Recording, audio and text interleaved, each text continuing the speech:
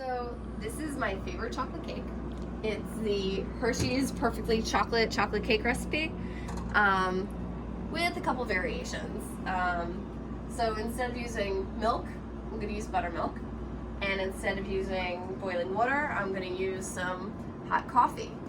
If you don't want to make like coffee, like drip coffee, that's totally cool. Instant coffee is great for baking. The reason we substitute coffee for the boiling water is the coffee just brings out the chocolate flavor. It's not going to taste mocha, it's just going to taste more intensely chocolate. Anyway, so we're gonna make this chocolate cake. Gonna do double this recipe, so I'm gonna use 4 cups of sugar.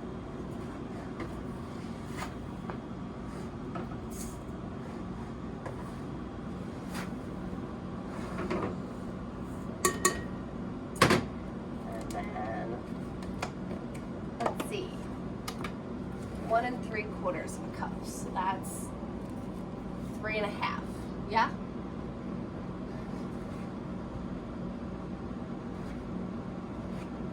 Three and a half cups of flour, 2 1/2,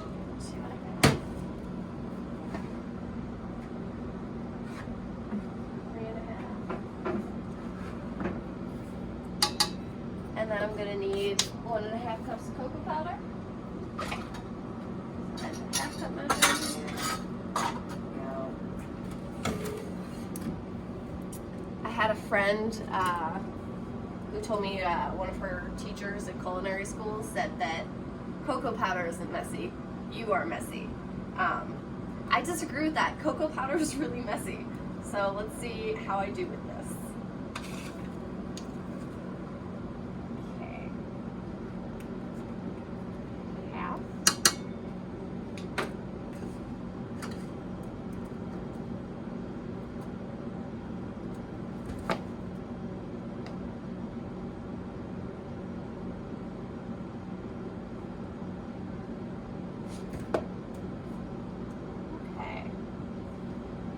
Too messy. It's not really full either. So you can kind of do like a little mound and then just scoop it off. Make sure you're not pressing down when you take this off.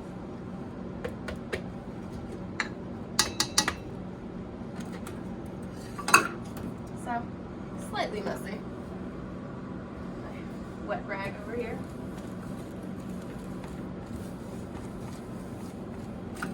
It's always better to clean as you go. It's one of those do as I say, not as I do kind of moments. Cool, so we're gonna add our leavener and our salt. A teaspoon of salt in there. So I need a tablespoon of baking powder and a tablespoon of baking soda. Now I'm just going to mix the dry stuff together. I do this on low.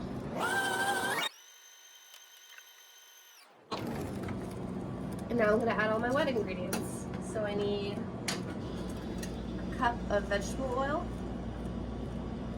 Ugh, I love that. Perfect.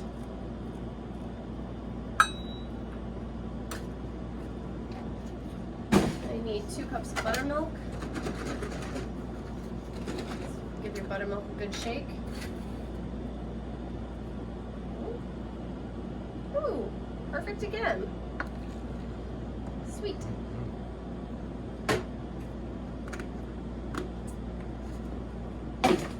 Add some vanilla extract. Nice little squeeze of that. And 4 eggs. And then we're just going to put this on low until it all comes together, and then we're going to beat it a little higher for 2 minutes. So that's all together. From that to medium high.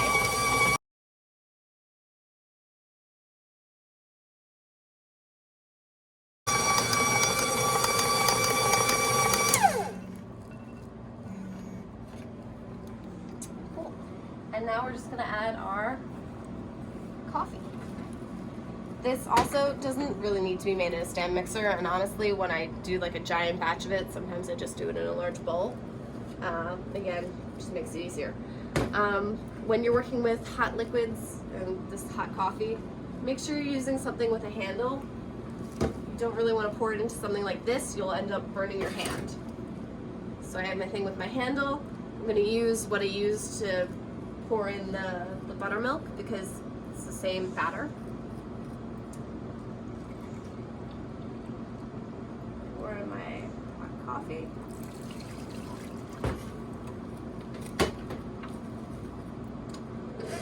And then turn this on very slowly. You have a very thick batter and, you know, water, essentially.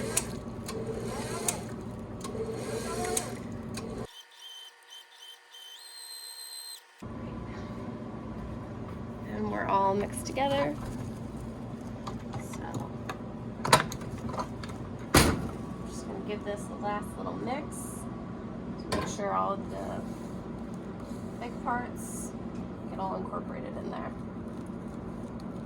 This batter is going to be very thin, so I don't like to use an ice cream scoop to scoop these muffins. I usually use one of our water pitchers.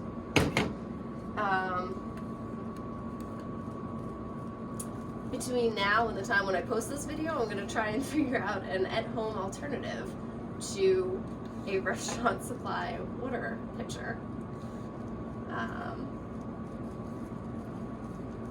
But in case I don't, it's helpful when you're doing this one specific batter, and I guess for guests and stuff.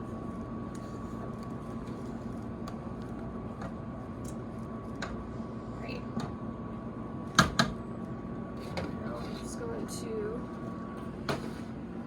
pour this right in here.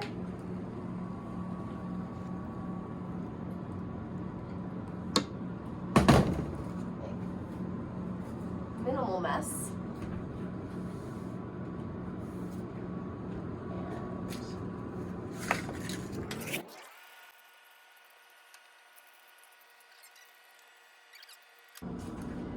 Cool. So I'm just going to pour these in about 3/4 of the way full.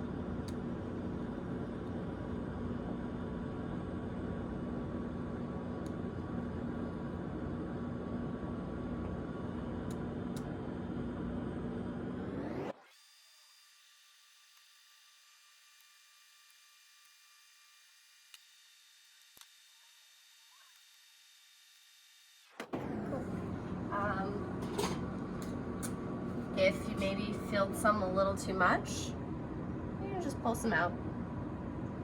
I like to use a small ice cream scoop.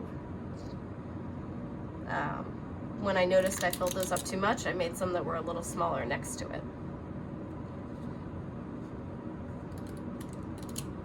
Cool.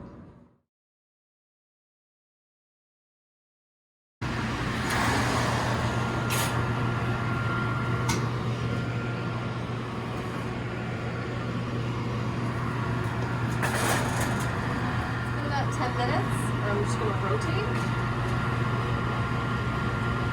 When I say rotate or flip things, this is what I am referring to.